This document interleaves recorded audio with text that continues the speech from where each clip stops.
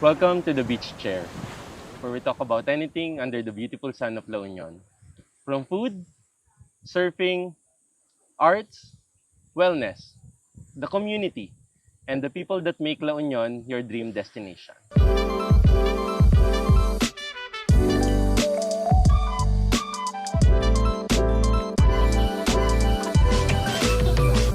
So, joining us today is a very good friend of mine. Let's all welcome Miss Kaye Lavin. Yay!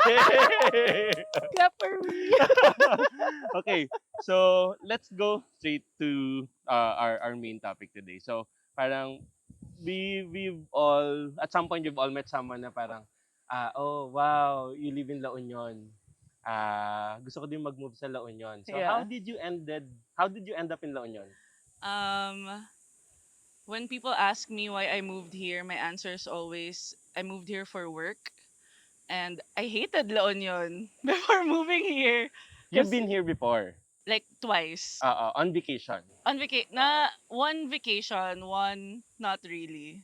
So, you came here for surf or anong meron? No, before moving here, I came here as part of a coffee trip before.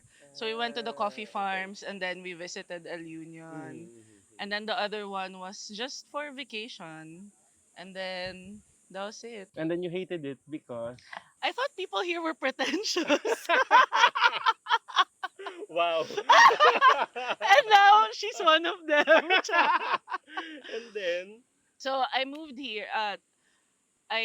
here to work. Parang moving to La Union was an afterthought because I really wanted to work with the brand. Um, okay. so So yun. what was the first thing you were working on when you moved here? I was working with Tigre, E. Oliva. I was Mm-hmm. working with chocolates. So when I got the job, parang they said, "Oh, it's gonna be in LU," and then I was like, okay." And then Okay. I moved here with having only one friend. And then, wala, zero knowledge. I didn't know how to serve. But you really wanted to move out of Manila? Or it just so Uh, happened na La Union was the venue of Tigre? yeah, it just so happened that Tigre was in La Union and I just moved. Wala. Okay, and then what were you doing with Tigre? So, With Tigre, I was baking for them and then I was doing recipe research and development for desserts. Yun. okay. Very, So you mentioned kanina na parang okay, you didn't want to move here because you feel like everyone's so pretentious. So what changed that? Uh, I would say nothing. I still think I still think people who live here are pretentious. but But I've learned how to accept the fact that, it's part of it mhm, and mhm. you just learn how to live with it. You Um mentioned kanina you only had one friend here yeah, prior to moving. And then how did you ended up being friends with everyone? that Like was how did you get assimilated into the community? yeah. For me parang that was the hardest part, like finding your own group of friends here cuz it feels like you're coming into a tight-knit community. And then I mean everyone's so welcoming Mhm, naman, but mhm. then parang where do you place yourself when everyone is so It's chummy-chummy already set. na? Yeah. Yeah, 'di ba? So, wala. What did I do? I went out, I drank a lot. Parang that's the bonding activity. Especially on weekends when everyone Yeah. is in town. Yeah, when everyone's in town, people drink, or like when there are no waves, people drink, or at work, people drink. Mhm, So, mhm. Right, so I right. was like, all right, I can do that. I can Yeah. drink with everyone. Mhm, And mhm. then slowly, I feel like that's how I sort of met my current friends now through alcohol. Thank you. Thank you, alcohol. Okay. So, but I know that Tigres already closed, Yes. right? Tigres already closed, and then, uh, what made you stay? So what are you doing now? Mhm. So right now, I run a small dessert business from my house called Kayekeyks. Uh, what made me stay during the pandemic? But wala din akong choice. So, I wanted to go home. I asked my parents to picked me up from LU, and then they said, no, just stay there. And I was like, thanks. I You feel wanted to go so, home yeah, initially. I wanted to go home when everything was closing down because Uh-huh. I was living alone eh. And then that's one of the things that I was, parang I just started getting comfortable with living by myself. And then all of a sudden, you're alone in your house, Mhm. alone in the whole building. You Right. can't see Uh-huh. your friends. Uh-huh. Medyo, diba? So, I asked my parents to pick me up and they were like, no, stay there. So ako, thanks. I feel the love. Ganon. And then it worked out because I can't imagine, looking back, I can't imagine going back to Manila and living And being trapped there. and being trapped there. Uh-huh. Because now, when I look back, parang 3 days lang talaga akong nasa bahay. All the other days, I was out in the beach. I was trying to see friends There's on the more beach. freedom still, Yeah, yeah. during So, the lockdown. it So all worked out so nagamit mo pa rin yung background mo na baking, which what you were doing for for Tigre. Tigre. So Yeah. everything's home based. Yeah, yeah. And then so how do you how do you manage the business? Like, is it online or how do people order? Meron ka bang shop? And Wow. hmm. Great question. Currently it's online. I also supply a few establishments.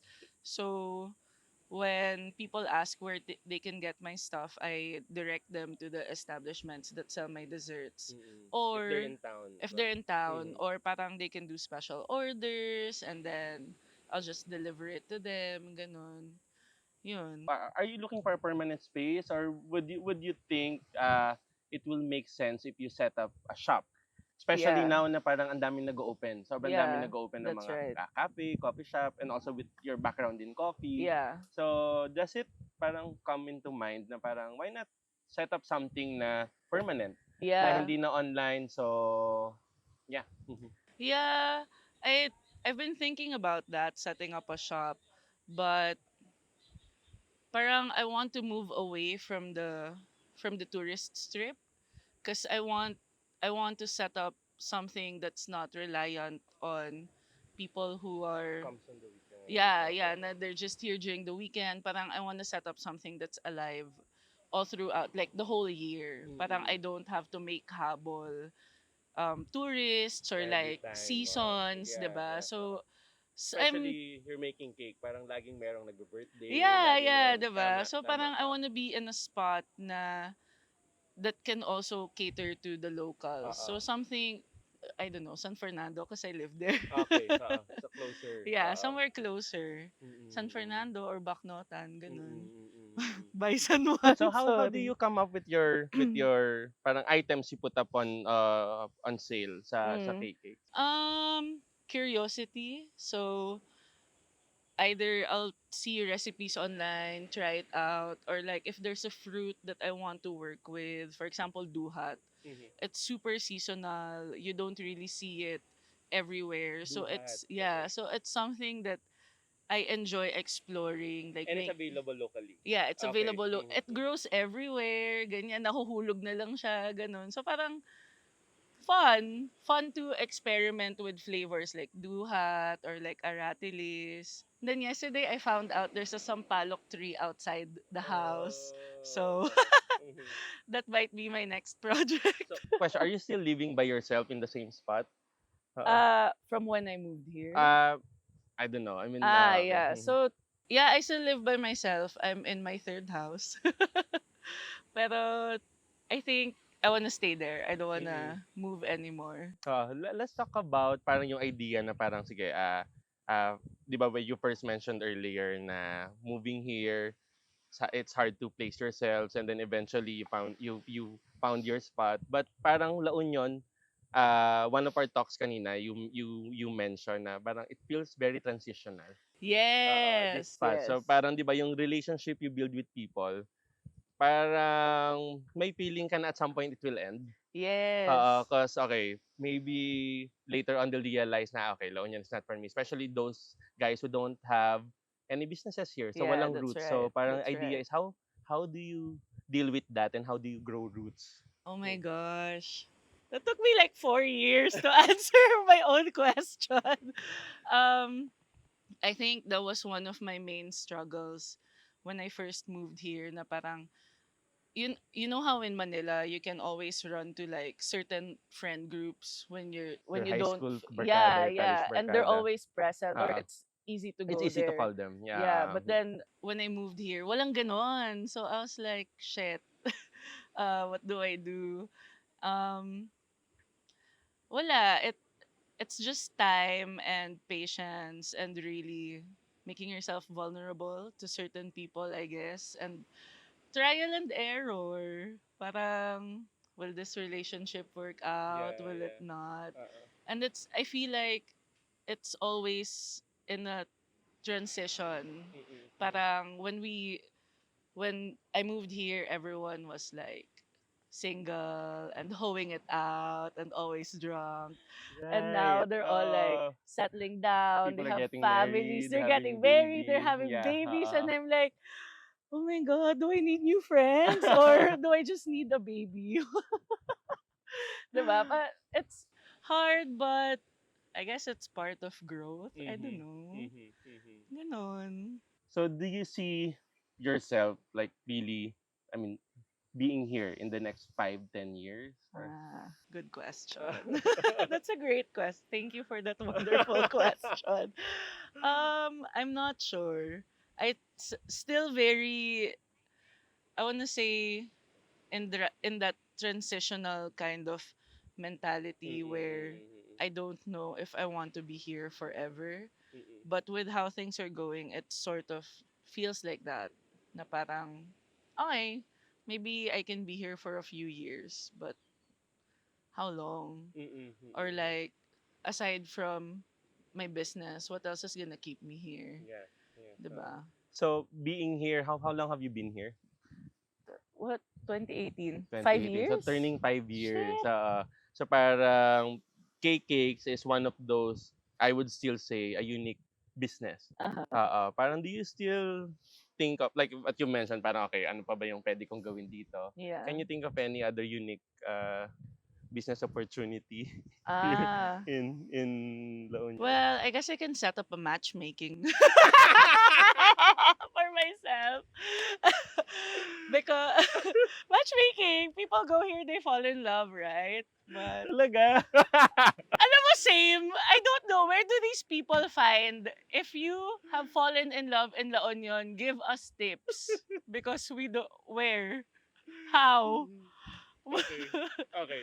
At what else? I don't know. Parang I you've mean, seen it, you came in also when La Union was booming, 'di ba? yeah, yeah. But now parang ang taas ng competition. Yeah, there's Oo. so much competition. But would you still say it's still sustainable, like to open up like new businesses here in La Union? I would say yes, definitely, but find a spot, you know. Location. Yeah, Yeah. location is still key. I mean, yes, there's the tourist strip, Mm-hmm. but Mm-hmm. how do you Differentiate yourself. yeah, how do you differentiate yourself or like how do you cater to a market that's not how do you cater to the local market? That's not Something dependent yeah, on yeah. weekenders. Yeah, so that Tama, that's you always can been a keep yourself challenge. alive Uh, for a which longer we've time. seen when COVID happened, when Yeah, everything slows definitely. down. Okay. Yeah, even pre-pandemic, 'di ba? Uh, Parang there's always Patay the talaga high yung and low weekday. seasons, Yeah. 'di ba? So Oo. parang okay, so what can you set up that's friendly to the locals that will keep you alive on a daily Okay. basis? Mhm. So you mentioned kanina, one of the I would say grease that is you into the community was alcohol, Oh drinking. yeah. So parang the last few years, uh, La Union has been really known for the parties. Oh yeah. So are you done with the party scene, or wait, let's go back first when you started, when you moved here. How was the party scene? It was great. Uh Every weekend. How did we every do that? weekend. I have no idea how I survived. Like I start drinking at work. Don't do that. I start drinking at work and then continue drinking to like 4, 5 a.m. and then work 9 a.m. the next that same day, di ba? Parang, Mm-mm, mm-mm, shit. mm-mm. Thank you, liver. Thank you, youth. Yeah, thank you, youth. Ano ba? It was, I don't know, it felt like it was so easy Mhm, because when I moved here, I was working right in the strip where mhm, everyone was. So it mhm, was so easy to like, oh, after work, I'll just go grab a drink in Shrine, or like after Shrine, I'll go to Flotsam, and then after Flotsam, Maka. There was this whole routine mhm, mhm. that Yes, we was had the so, yeah, routine. we had a routine and it was so easy to follow, and everyone just went to the same like four places. Right, right, right, So, right. you know, parang you become a character in those places, and then people start recognizing you like, oh my god, you're that guy from Flotsam, I saw you last weekend, and you're like, yeah, thanks. Mhm. And Diba? now na parang ang dami ng nag-o-open. So how do you Yeah. feel na para 'di ba yung issue nga nila na parang La Union is just a party place. Yeah. One big party place. La Union is just poblasyon with Ah, sand. parang poblasyon of the North. They call Yeah. poblasyon of the North. Um, I would say now, still the same. Very, I don't know if I'm just older or like, We're I'm just not, older. thanks ha. Parang, I'm not super into the tugs-tugs mode anymore. Or like, naiingayin ako sa mga certain DJs. Parang, I'll go out and I'll be like, Like ano ba who? yan? Yeah. Like Tom. Pag nagsispin si Tom, parang ang sakit ng ulo ko. Ano ba yan? I'm not drunk enough. Sobrang taas ng music. Tom, babaan natin ng slide. Sobrang tita. Pero, I don't know. I feel like now, it's, ano na lang siya, pasarapan ng cocktails tapos pagandahan ng music. Because there's so many places to drink in. And then there are some places that give you a challenge. You have to go up a flight of Right, stairs right, to right, get right. drinks. Galit. Ang sama ng loob ko. Pero yun, parang wala, pasarapan na lang talaga siya ng drinks, pagalingan ng DJ, padamihan ng cute, 'di ba? So, interesting. Where do you go? I don't go out anymore. So, I think you mentioned na maybe we're older, but also one thing that came out of the pandemic is we got into fitness. That's Now you're into right. weightlifting. Yeah. I became a coach. Can you Diba? believe it? Imagine, it's another phase. I got into running. And then, and you compete. Yes. Diba? You compete. So parang how do you manage that? Na parang you still wanna go out and at the same time, take care of yourself. Mm. Oh my gosh. It's a great question. Napamuni-muni tuloy ako. So now that I do weightlifting, I train for competitions. It's a very scheduled kind of going out. It's a So different routine. yeah, it's Remember, a we had the different routine. routine. Now it's a different routine. Yeah, so it's still a routine but different. So now it's more intentional. Like if I'm gonna go out to drink, I'm gonna drink talaga. Like lasing, ganyan. And also, parang once, twice a week, the sakto, the next day will be a rest day so I Okay. can fully recover and it doesn't affect my training schedule. Right. So, yun na yung, yun na yung activities. Or like, if I'm gonna drink and then I have training the next day, I'll start drinking early so that I'll be done before 8. And then I can still sleep by 10, you know. Who And would have thought, right? Weightlifting. What the? And so, I know. what do you do? And is it the Olympic kind Yeah, or yeah. yeah? So I do Olympic weightlifting and fun. I never thought I would get into it, but because the coach said I don't have to run, I think that was the biggest. It's not That cardio was the based. It's selling a fitness that's point. not cardio Yeah. based. So he said, "Oh, there's no cardio. You don't have to run." And I was like, "Sold. I have to lift 200 pounds. Easy, 'di ba? Pabuhatin mo na, huwag mo lang patakbuhin." Para hindi tayo mag-away, ganun. So, yun. Thank you very much. I mean, to close everything up, what other tips? You mentioned a lot na. kanina, what other tips do you wanna tell people who wants to, I don't know, be assimilated into La Union, move here? Oh my gosh, don't. Don't move here. Hindi, if you want to move here, just do it, 'di ba? Don't think about it too much. Don't think na parang, oh, I need a business to move there or whatever. Just move here, work or whatever, feel it. And then if you don't feel it, then it's not for you. Huwag mong pagpilitan yung sarili mo dito. Yay, thank you. Thank you. Thank